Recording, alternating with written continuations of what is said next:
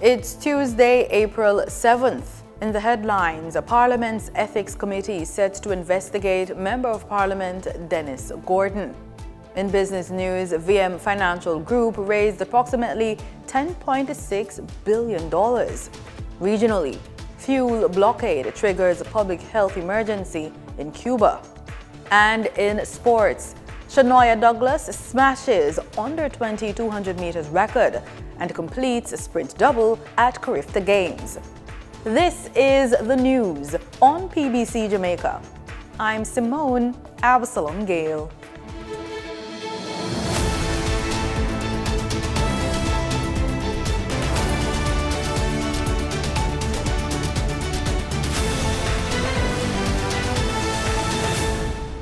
PBCJ understands that the Ethics Committee of Parliament is set to probe the Jackden UHWI procurement matter, specifically in relation to the conduct of Member of Parliament for East Central St. Andrew, Dennis Gordon. The Ethics Committee of the House of Representatives is responsible for upholding high standards of integrity among parliamentarians. Its role includes investigating breaches of the political code of conduct and managing conflicts of members of Parliament. The committee is chaired by West Central St. James MP Marlene Malahoo Fort. Members are scheduled to meet this Wednesday, but it is not yet clear whether the matter involving Mr. Gordon will be addressed at that sitting. Ethics Committee meetings are held in camera. The People's National Party, PNP, says it has moved swiftly to begin internal disciplinary action against a former Member of Parliament who has been charged with incest. In a statement issued late Monday, the party says it acted without delay after learning of the serious allegations. The Gleaner reported that the former MP was arrested and charged following allegations he sexually assaulted his teenage daughter. His identity is being withheld to protect the child. Reports indicate the alleged incident took place on January 23. Assistant Commissioner of Police Glenford Miller says he is still verifying the details. The PNP says it remains committed to upholding high standards of conduct and supporting victims of abuse. Jamaica has secured $50 million investment from the Green Climate Fund to strengthen climate-resilient agriculture and food security, with a major focus on supporting vulnerable small farmers across central Jamaica. The initiative, dubbed Adapt Jamaica, is a joint effort between the Ministry of Water, Environment and Climate Change and the Ministry of Agriculture, Fisheries and Mining, with technical support from agencies including the Jamaica Social Investment Fund, the Development Bank of Jamaica, and the Food and Agriculture Organization. Speaking at a recent press briefing, Minister Matthew Samuda said the project reflects Jamaica's proactive approach to climate financing and resilience. But the single largest project that we have engaged thus far by way of grant funding. So we're particularly happy for the support of the FAO, the great focus from Dr. Henry and his team, from Mr. Sweeney and his team in ensuring that this project was brought together in the format that showed sufficient climate additionality to be able to provide the support to Minister Green and his team. Agriculture Minister Floyd Green notes that the program directly addresses the increasing impact of climate change on farmers, including significant losses from extreme weather events. We will focus on four main areas. Firstly, climate resilient agriculture and food loss and waste. We do lose about 30 to 40% of the food that we produce now in our agricultural ecosystem. The second area will focus on strengthening climate information services. The third area on policy and institutional strengthening. And the fourth on investment-ready financing solutions. A new modern St. Thomas Municipal Corporation building has been constructed at the Morant Bay Urban Center to centralize services and accommodate over 140 employees. The project is a key part of the area's development. However, Chief Executive Officer of the St. Thomas Municipal Corporation, Mr. Kevin Makindo, says the space remains largely incomplete and non-operational nearly a year after its official opening. We are currently taking steps to have the leasehold improvement works done so that the entire team can move in. This section of the building is known as the town hall area, and we have used it today for our first staff meeting. The old office is located at 11 Church Street in Morant Bay. Mr. Makindo says no timeline has been given for their move into the new space. The process has started to identify a contractor to do the build-outs to make the building fully habitable. That process is not yet completed, so a timeline as to completion is not yet. The Morant Bay Center was opened in May last year with about 14 business owners set to be among the first to occupy stores at the facility. In our Living Healthy report, Trinidad and Tobago is taking steps to improve maternal health care and bolster infection prevention measures as part of ongoing efforts to enhance public health outcomes. Health officials say the initiative focuses on strengthening care for expectant mothers while reducing the risk of infections in healthcare settings. The approach includes improved clinical protocols, enhanced training for healthcare workers, and increased monitoring of infection control practices across facilities.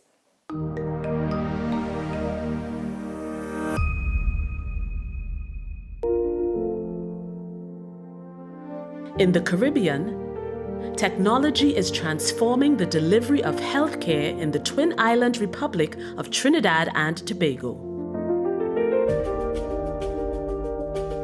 Disinfecting robots are now being used alongside traditional cleaning methods to enhance infection control and reduce the spread of germs. It has been revolutionary. And transitioning from paper to an electronic data system is producing greater efficiency in collecting patient information that is more detailed, thorough, secure, accessible, and patient-friendly. A life changer for us here at the antenatal clinic. Every single thing that's been tested from day one, nothing is missing, and everything is always on time. Trinidad and Tobago's commitment to adopting the Perinatal Information System, SIP and SIP Plus, along with the integration of health service robots, reflects a forward-thinking approach to public health. These innovations, which complement and support existing healthcare processes and efficiencies, have had a positive impact on the public health sector. Both initiatives are collaborations between the Ministry of Health and PAHO WHO. The PAHO Trinidad Country Office has been supporting the Ministry of Health for quite some years. And actually, these three projects are aligned to the priorities from the Ministry of Health and the work plan that we have with them in technical cooperation, and also aligned to key initiatives that PAHO is supporting all through the region. Under the maternal and child health initiatives within Trinidad and Tobago, the SIP and SIP Plus pilot projects introduce modern methods for collecting and digitally storing patient information while engaging healthcare professionals in the latest management procedures, with the ultimate objective of further reducing maternal and newborn morbidity and mortality.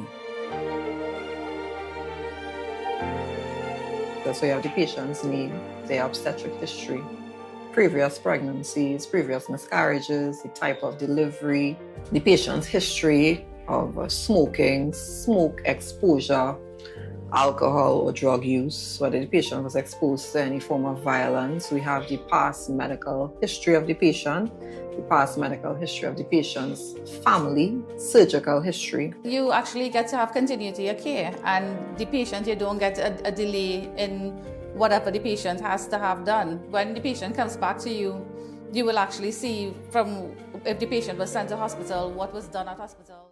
Time now for the business report with Denise Williams.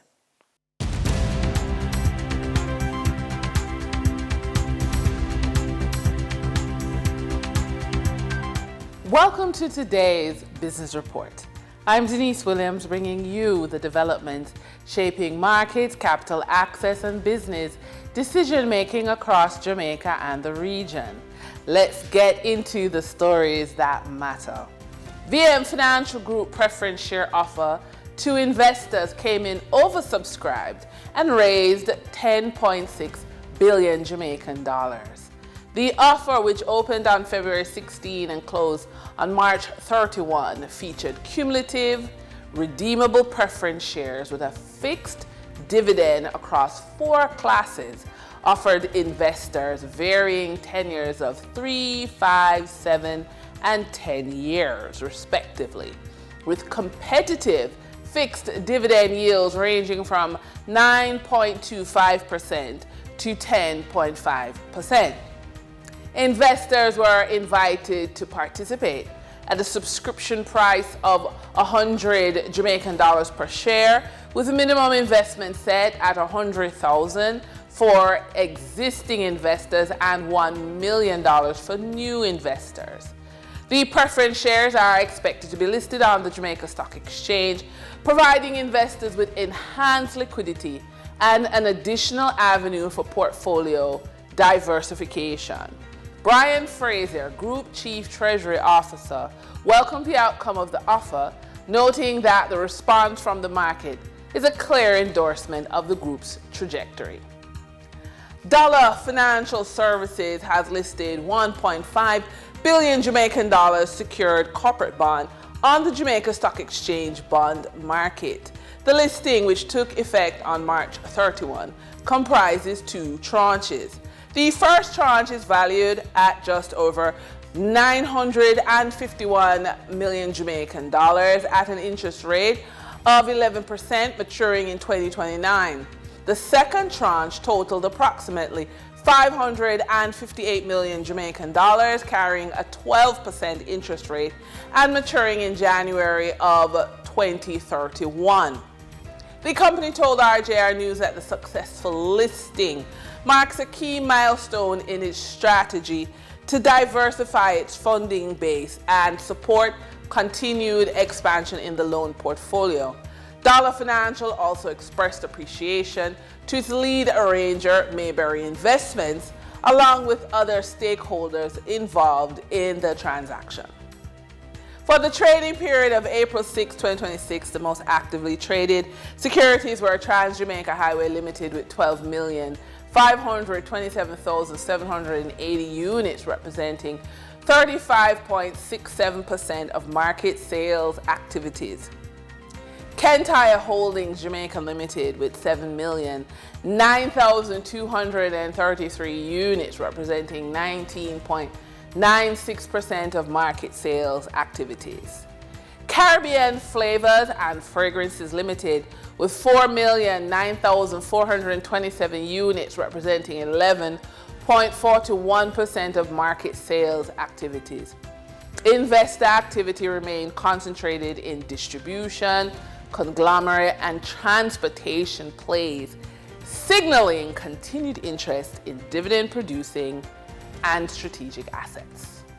Turning to the foreign exchange market based on Bank of Jamaica data for April 6, 2026, Forex traders recorded significant activity with strong demand across major currencies. US dollar had trading margins reflecting steady liquidity, with the US selling at $156.54 and buying at $158.92. For the Canadian dollar, moderate gains supported by 72-cent transaction spreads. The Canadian dollar sold for $113.16 and was bought for $114.33. For the British pound, continued volatility. It offered short-term traded opportunities of $3.24 in profits for the banks. The British pound sold for $209.26 and was bought for $212.50. These movements underscore the importance of cash flow timing and currency awareness for businesses managing import costs, debt servicing, or overseas exposure. For our credit report tip of the day, ignoring your credit report while building a debt portfolio doesn't create immediate consequences. You can skip by your 20s, your 30s, your 40s, but you see when you hit your 50s, well, in your 50s, awareness without preparation creates urgency. It is often later in life that individuals begin to understand the importance of managing credit as an asset, but by then, the timeline to act is significantly compressed. At this stage, the realization often comes with urgency, an attempt to correct years of unstructured borrowing and missed opportunities. While it is never too late to improve, the process becomes more compressed and complex. The real advantage lies in understanding earlier that your credit report is not just a record, it's a roadmap that, when managed intentionally, can shape your financial trajectory across every decade. And that's today's business report. I'm Denise Williams, bringing clarity to capital markets and strategy. Until next time, stay informed, stay intentional, and keep building forward. See you soon.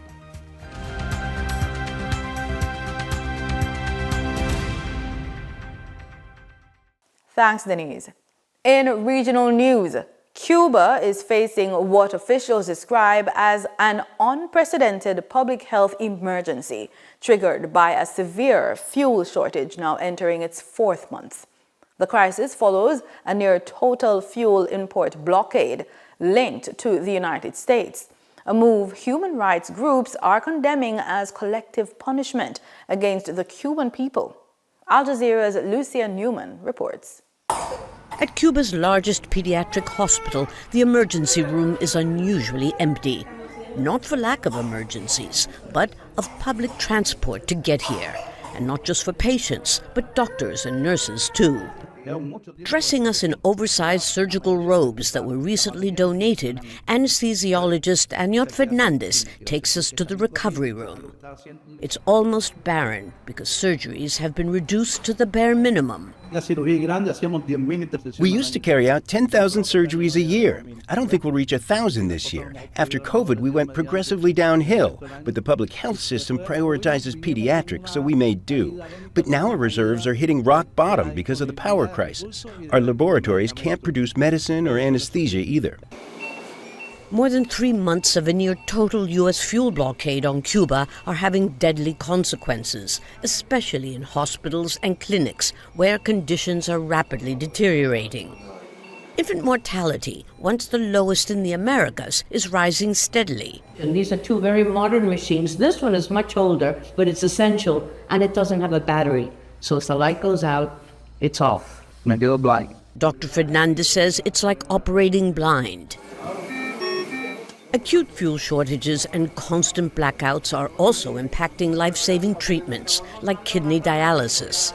At the Carlos Finley Hospital, patients say they're under extreme stress. We have to come 3 times a week, and if you don't have transportation to get here, you can die. So some of us can't leave the hospital at all. In this salon, there are 6 patients receiving dialysis right now. But if there is a power blackout, this machine, all of these machines, have a battery, but they only last for 15 minutes. That means that if the power generator of this hospital isn't working or it runs out of fuel, the staff tell me that they've had to manually pump the blood back into the patient's body. The Trump administration seems to believe the fuel blockade will speed up the fall of its socialist neighbor. Yet, even critics of the Cuban government acknowledge that this latest act of collective punishment is harming, not helping, ordinary Cubans, who are not responsible for this decades-old dispute. Lucia Newman, Al Jazeera, Havana. Barbados has secured additional airlifts to the island, giving a timely boost to its vital tourism industry. The Barbados Tourism Marketing Inc. has announced a new non-stop service from Halifax on Air Canada, the first new route from that market in several years. Rachel Agard has the story. The BTMI says the new route is the result of more than a year and a half of focused engagement and close collaboration with the carrier and key strategic partners. Minister of Tourism and International Transport Ian Goodin-Edgehill welcomed the announcement and acknowledged the airline's role in bringing the route to fruition. As you know, increasing airlift and improving accessibility to the island remains a key priority of the Ministry of Tourism and International Transport, and this new route is directly aligned with our overall airlift strategy for the destination. We are, of course, continuing to explore other opportunities, both in our key source markets and emerging markets, to ensure that we are well positioned to stimulate sustainable growth for Barbados. BTMI's Chief Executive Officer, Andrea Franklin, highlighted the broader impact of the new service beyond visitor arrivals. With this new non-stop service, Barbados continues to strengthen its position within the Canadian market, enhancing ease of travel while reinforcing its reputation as a premier Caribbean destination. The route is expected to drive incremental growth, support tourism and business stakeholders, and further solidify the island's long-standing relationship with Canada. And the BTMI's Director Canada, UC Skeet, says this now opens the entire Atlantic Canada region to the destination. Last year alone, we've had the highest arrivals in 45 years from the Canadian market. We've seen increased capacity and frequency from Toronto and Montreal, respectively, on Air Canada. I also believe that we now have a greater opportunity to further solidify the Canadian market as a key source market for the destination. The new service will operate once weekly on Thursdays, effective December 17th, between Halifax and Barbados. Rachel Agard, CBC News.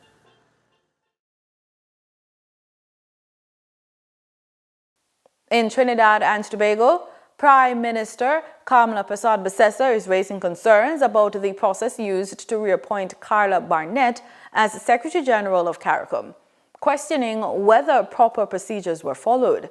She says the issue was not placed on the official agenda at the Heads of Government meeting and has since written to Caricom Chairman Terence Drew seeking clarification. To her social media, Prime Minister Kamala Persad-Bissessar SC says the process used to reappoint Secretary General Dr. Carla Barnett raises serious concerns. She notes that the matter was not included on the official agenda of the 50th meeting of Conference of Heads of Government in St. Kitts and Nevis, nor formally addressed during plenary discussions. According to the Prime Minister, the issue was instead reportedly discussed during a retreat session that did not include all member states, prompting questions about whether proper procedures under the revised Treaty of Chaguaramas were followed. The government of Trinidad and Tobago has since submitted formal objections and written to Caricom Chairman Dr. Terence Drew and the Secretary General seeking clarification. The Prime Minister says Trinidad and Tobago remains committed to Caricom, but insists that transparency and accountability must be upheld. Faith Chariot, TTT News. In sports, we spotlight athletics. Jamaica's sprint sensation, Shanoya Douglas, has delivered another standout performance, breaking her own national under-20 record in the 200 meters at the Carifta Games. She clocked an impressive 22.11 seconds on Monday's final day of the competition at the Kirani James Athletic Stadium in Grenada. The time shattered her previous record of 22.36 seconds, which she just set over a week ago at the ISA Boys and Girls Championships in Jamaica. The performance secured back-to-back sprint doubles for the young athlete, capping off a dominant showing at the regional championships. Douglas, who is also a World Under-20 bronze medalist, delivered a masterclass in the sprinting to close out the 53rd staging of the Games. Her time now ranks among the fastest ever recorded at the event at the junior level. In football, Waterhouse Football Club has secured a major boost for its youth development program through a new partnership with the Future Energy Source Company Limited, FESCO. The sponsorship marks a significant investment in the future of local football, with both organizations aligning around youth development, character building, and community impact. The Waterhouse and Juntland community, I want to thank you very much for this generous donation of $5.8 million over the next 3 years towards the most important part of any football club, and that's the youth program. That's where it all starts. So in return of your support, we want Waterhouse and Juntland and the surrounding communities to support FESCO nationally in Jamaica. So thank you very much. And that's the news on PBCJ. You can follow us on our social media platforms at PBCJamaica. Thanks for watching.